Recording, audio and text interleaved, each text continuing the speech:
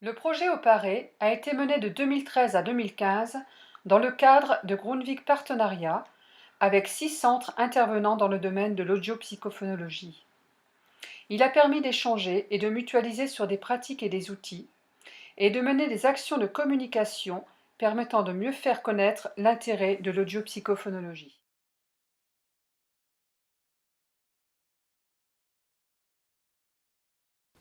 L'audiopsychophonologie d'Alfred Tomatis est une pédagogie de l'écoute dans laquelle le corps est un outil de base pour l'apprentissage.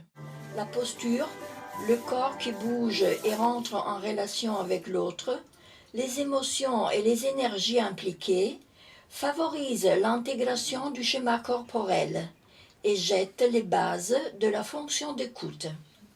Les neurosciences confirment que cette méthodologie de travail facilite différents niveaux d'intégration du système nerveux central et favorise l'attention, la mémoire, la concentration nécessaires aux fonctions cognitives.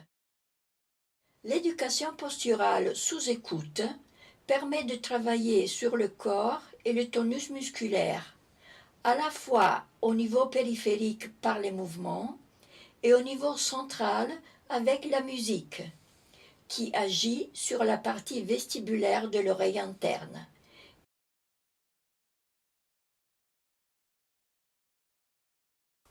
Dans le cadre du travail à Ingenium, nous appliquons deux techniques qui sont complémentaires.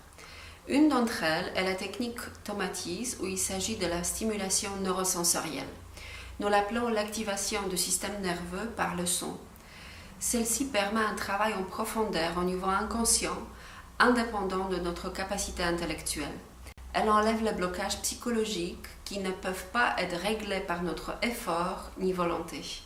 Ceci se réalise par la stimulation du nerf auditif et par conséquent une sorte de nettoyage au niveau de mémoire neuronale.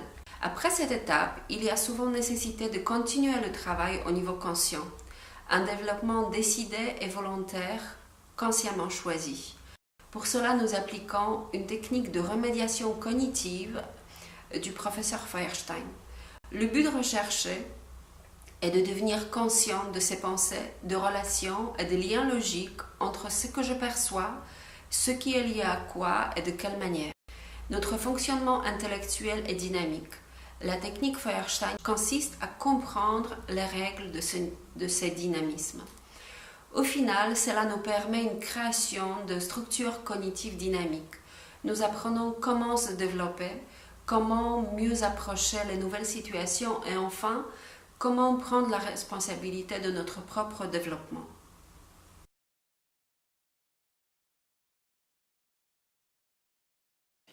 L'audiopsychophonologie, selon A. Tomatis, est une méthode qui travaille sur l'écoute, sur la voix parlée ou chantée et pour l'apprentissage des langues.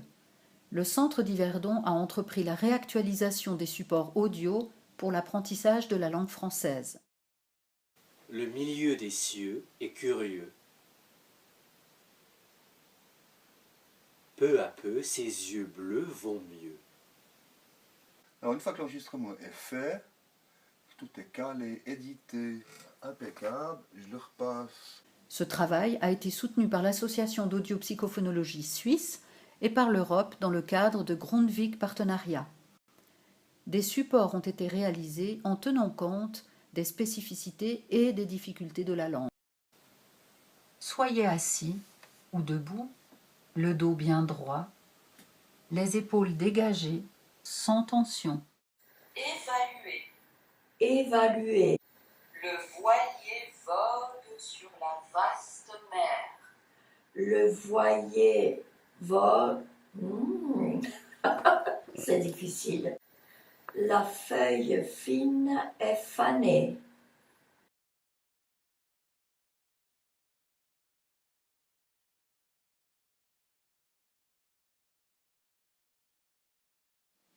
Dans le cadre du projet Grundtvig, le Centre de l'écoute Tomatis de la Chaux-de-Fonds en Suisse a choisi le thème du développement de stratégies de communication en entreprise.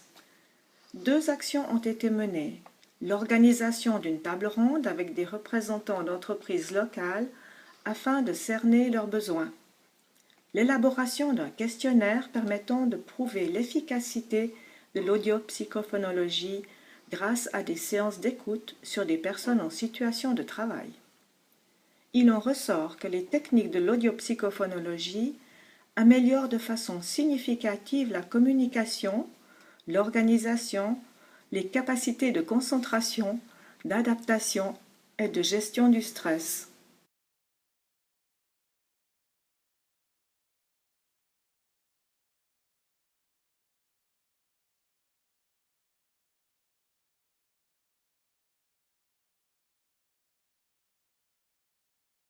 Je me sens particulièrement concernée parce que, en tant que formatrice de FLE, français langue étrangère, ayant un public divers de différentes nationalités, la prononciation en français elle est particulièrement difficile.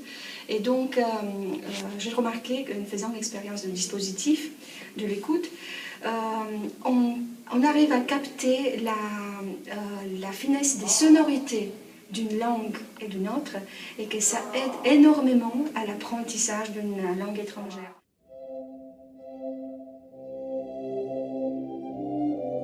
Je dessinais pour vous la classe de français. Tout le monde peut voir deux tables, A et B. Et la première table, je suis désolée, je ne parle très bien français. Si, on comprend très bien le ministre. 3 mois ici.